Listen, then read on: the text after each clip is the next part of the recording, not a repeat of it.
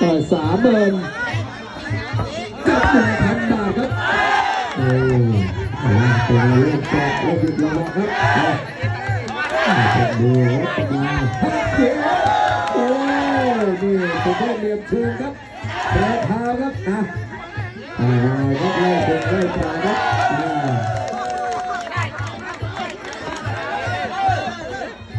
ติดหน้าไปส่งครับ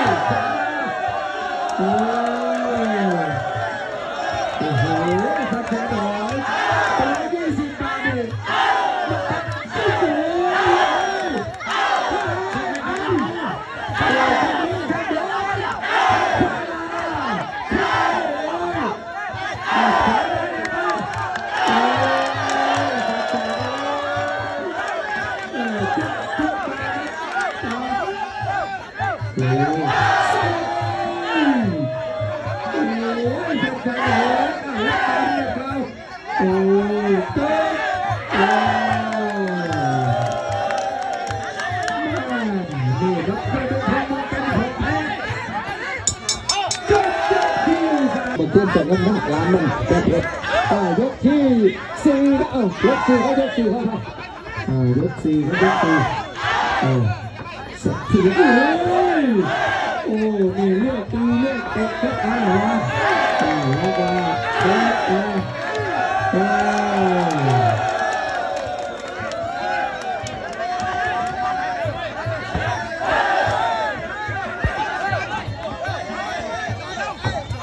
ยัดติดครับเฉียบโอ้ยเฉียบซ้ายโอ้ยมาขยายครับโอ้ดีที่ว่าหัวใจเด็กเกินน้อยแต่จะได้พบเดินแข่งครับ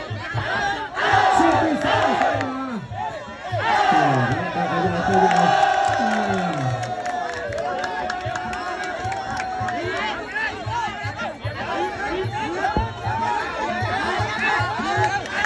โอ้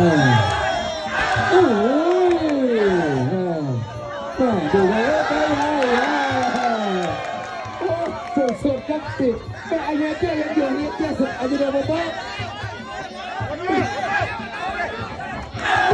วาซ้ายมาขวาไปโอ้ดีครับที่มากินขวากินขวา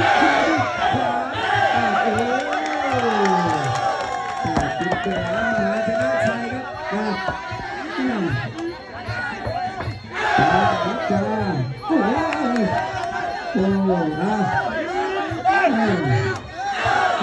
สตาร์ท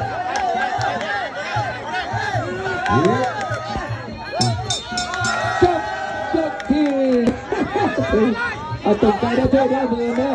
ไม่ได้ก็มือเลยนะยกที่5ครับยกที่5ยังไม่ลดและความพยายามครับนี่ครับโอ้ยนี่กระเบนของเมืองจันทร์ครับตัวหัวใจนี่โอ้ย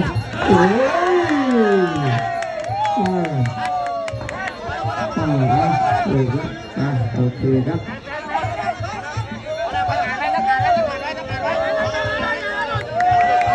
ต้องบอกโดนรักครับ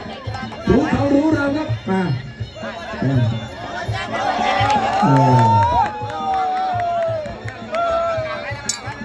จบที่5ครับอาชีพเดียวกันครับเราที่โอวิราสราวุฒิครับไปที่ จะทวัฒน์แล้วก็มาสู่วนันทิลาก็ไปที่รุ่นพี่ทองเก่าครับตาย